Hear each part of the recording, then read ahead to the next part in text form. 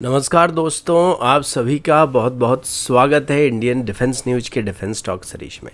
जहां पर हम रोज़ नए नए डिफेंस अपडेट्स के बारे में बात करते हैं। तो चलिए देर न करते हुए आज की वीडियो शुरू करते हैं।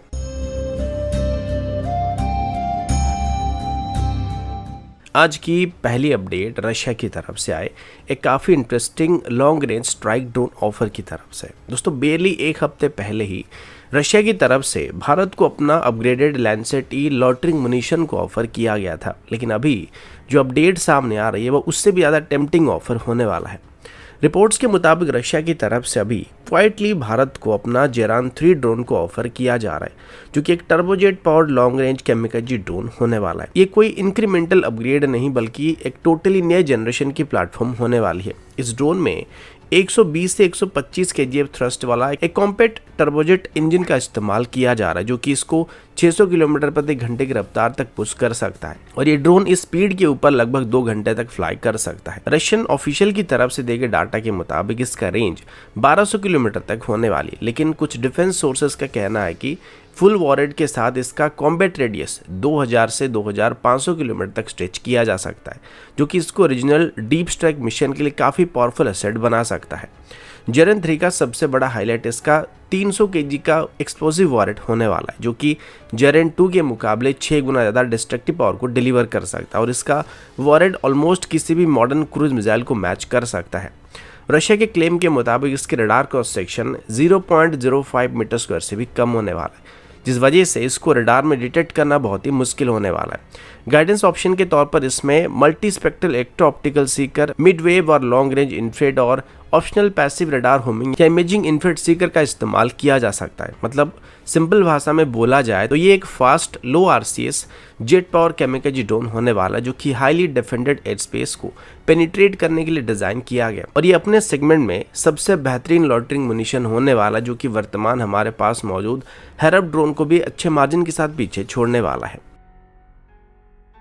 अगला अपडेट इंडियन आर्मी के स्नाइपर यूनिट की तरफ से है। दोस्तों, लाइन ऑफ कंट्रोल पर डिप्लॉयड हमारे एलीट स्नाइपर यूनिट को अभी एक ऐसा वेपन मिलना शुरू हो चुका है जिसे मॉडर्न मिलिट्री हिस्ट्री में दुनिया का सबसे फियर्ड लॉन्ग रेंज राइफल कहा जाता है। यह राइफल है साइटेक M200 इंटरवेंशन, जिसको हॉलीवुड की फिल्म शूटर में दिखाए गए फिक्शनल स्वीट शूटर राइफल का एक रियल वर्ल्ड काउंटर पार्ट माना जाता है और अभी यह legendary sniper rifle Jammu Kashmir के हाई एल्टीट्यूड बैटलफील्ड में इंडियन आर्मी के पास मौजूद होने वाला है। साइटेक M200 को दुनिया भर में एक्सट्रीम लॉन्ग रेंज स्नाइपिंग का किंग कहा जाता है। मिलिट्री चैनल ने इसे वर्ल्ड्स नंबर 1 स्नाइपर राइफल का टैग दे रखा है और इंटरेस्टिंग बात यह है कि रैंकिंग सालों तक बिना कोई सीरियस चैलेंज के टॉप पर बना हुआ है। साइटेक यूएसए के द्वारा डिजाइन किया गया एक राइफल है, जो कि नॉर्मल प्रिसिशन या स्नाइपर राइफल नहीं है, बल्कि एक बेंचमार्क प्लेटफॉर्म है जिसके अगेंस्ट में दुनिया के बाकी सारे लॉन्ग रेंज स्नाइपर्स को जज किया जाता है। और इस राइफल की सबसे बड़ी खास बात यह है कि ये उन रेंजेस पर भी टारगेट को न्यूट्रलाइज कर सकता है जहां तक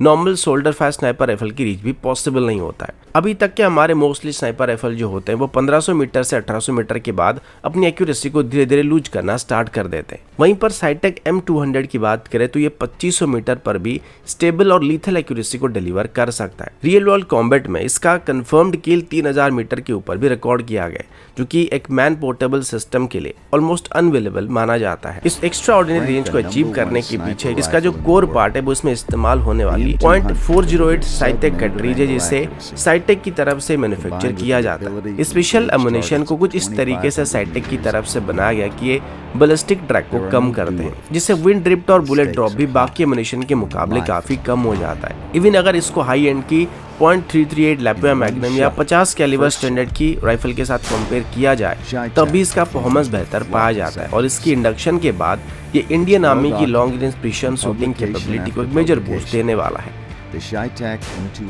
अगला अपडेट इंडियन आर्मी की लॉजिस्टिक कैपेबिलिटी में एक बड़े ब्रेक थ्रू की तरफ से है। दोस्तों, सागर डिफेंस इंजीनियरिंग की तरफ से रिसेंटली नेवी के लिए जो Varuna heavy lift shipborne cargo drone को डेवलप किया गया था, उसी प्लेटफॉर्म का भी एक आर्मी ऑप्टिमाइज्ड वेरिएंट को डेवलप करने की कोशिश किया जा रहा है। अभी इंडियन आर्मी के नॉर्दर्न कमांड और ईस्टर्न कमांड के सीनियर लॉजिस्टिक ऑफिसर्स की तरफ से सागर डिफेंस को एक क्लियर सिग्नल दिया गया कि अगर कोई rotary wing unmanned system 150 KG से 200 केजी तक का पेलोड और 15,000 फीट से 18,000 फीट की एल्टीट्यूड पर ऑपरेट कर सकता है। तो ये आर्मी की पूरी सप्लाई चेन को ही बदल सकता है और अभी आर्मी की तरफ से ऐसे एक सिस्टम की तलाश किया जा रहा है। आज भी लद्दाख, अरुणाचल प्रदेश और सिक्किम के बहुत सारे फॉरवर्ड एरिया में वीकली राशन, एमुनेशन और मेडिकल लोड को फ्री ड्रॉप हेलीकॉप्टर मिशन में भेजा जाता है, जो कि काफी डेंजरस और कॉस्टली ऑपरेशन माना जाता है। इसके अलावा कई जगह पर म्यूल्स या खच्चर लोगों का भी मदद लिया जाता है। अभी जो बेसलाइन वरुणा ड्रोन नेवी के लिए बनाया गया था, उसका maximum take off weight 750 KG है, लेकिन आर्मी वर्जन के लिए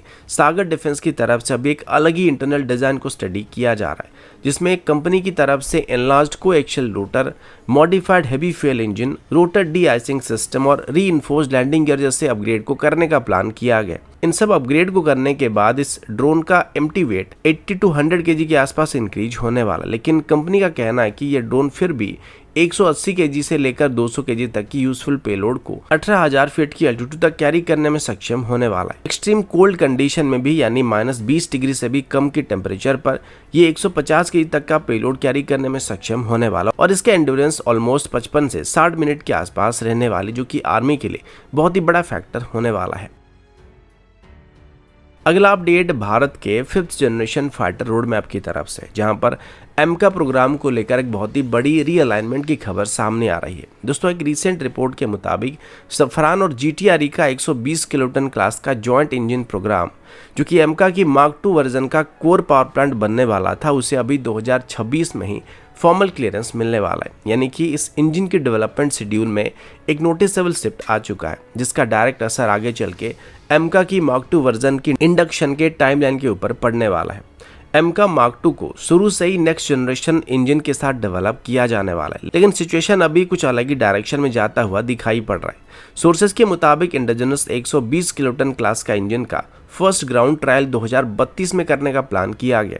वो भी ड्राई कोर कन्फिगरेशन के साथ टेस्ट किया जाएगा। उसके बाद लेट 2032 में या ईयरली 2033 में ड्राई और वेट प्रोटोटाइप इंजन को ट्रायल किया जाएगा। इसके बाद प्रोपल्शन वैलिडेशन का एक्चुअल फेज स्टार्ट होने वाला है, यानी कि ग्राउंड ट्रायल के तुरंत बाद इंजन की फ्लाइट टेस्टिंग को स्टार्ट किया जाने वाला है, जिसमें इसकी envelope expansion, thermal stress validation, reliability cycle और एमका की मार्क 2 एयरफ्रेम के साथ इसकी कॉम्पैटिबिलिटी को चेक किया जाएगा और इस इंजन को मिनिमम 1000 घंटे तक टेस्ट किया जाएगा, जिसके बाद जाकर इनको एयरक्राफ्ट में इंटीग्रेट करने के लिए क्लियर किया जाएगा और आमतौर पर इसके लिए 5 साल का समय लग जाता है। इंडस्ट्री इनसाइडर का कहना है कि इस पूरा टेस्ट साइकिल को कंप्लीट करने में 2037 से 2038 तक का समय लगने वाला है। यानी कि सिंपल शब्दों में